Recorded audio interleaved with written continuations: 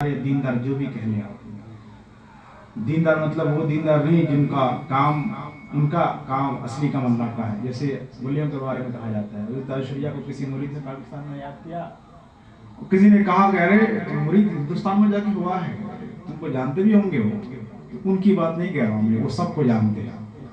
میں ان کی بات کہہ رہا ہوں جو دین کا کام کرتے ہیں, اور ان کی بات بھی کہہ رہا ہوں جو دنیا میں بہت مشہور ہیں. جیسے مسلم میں عظیم ترین جی, ہندوؤں میں امبانی اور اڈانی, سیلیبریٹی میں سلمان خان, شاہ رخ خان, پالیٹکس میں مودی جی, ہمارے راہل گاندھی وغیرہ.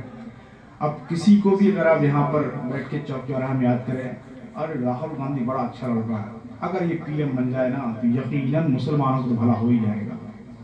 اسے کان میں بھنک تک بھی نہیں ملی کہ ہماری تاریخ رسولہ گنج میں یا بنارس کے کسی مین جگہ پر ہو رہی ہے, یا ابھی جمع کر رہا ہوں, کوئی نہیں خبر تو لے گا بھی نہیں, اور خبر کوئی پہنچا بھی نہیں, اچھا ٹھیک کوئی بات نہیں. مگر کون ہم لوگوں کے ذکر کو سننے کے لیے یا اس کی گواہ یا اس کے ثبوت تلاش کرنے کے لیے بھیجا ہے؟ ایسے ہزاروں کروڑوں راہل گاندھی کو پیدا کیا اور اس کو موت دے دیا, وہ خالق کائنات. اور ایسی ہزاروں بادشاہت, جمہوریہ اور سلطنت اللہ نے قائم کی, اس کا بادشاہ بنایا, سب کو موت بھی دے دیا. نمرود, فرعون, شداد جیسے لوگوں کو اللہ ہی نے پیدا کیا نا. اور اس خالق کائنات آپ کی بات کو فرشتوں کے آپ کی بات کو سن بھی رہا ہے, ساتھ میں فرشتوں کو گواہ بھی بنا رہا ہے کہ گواہ بن جاؤ کہ میدان محشر میں کہ یہ لوگ بغیر مجھے دیکھے مجھے یاد کر رہا ہے, مجھے یاد میں مشغول ہے. تو یہ بات آپ محسوس کریں, اگر اتنا بھی محسوس کر لینا, یاد رکھیں اللہ کا ذکر.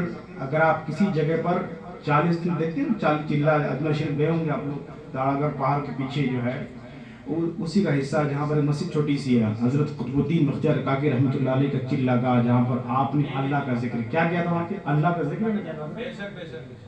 آج لگ بھگ 800 سے اوپر سال ہو گئے ہیں, وہاں پر لوگ اس یاد کو تازہ کرنے جاتے ہیں, وہاں پر فاتحہ پڑھتے. کیوں؟ وہاں پر کسی ایک بندے نے اکیلے اللہ کا ذکر کیا ہے. اللہ تعالیٰ نے ایسا اس ذکر کرنے والے جگہ کو محفوظ کر دیا. مجھے یقین ہے قیامت تک شاید ایسی ہی رہے گی, اور انشاءاللہ رہے گی, وہ جگہ ویسی ہی رہے گی. اور اس جگہ پر جو بھی جائیں گے وہ اس بات کو یاد کریں گے کسی اللہ کے بندے نے اس جگہ پر اللہ کو یاد کیا تھا.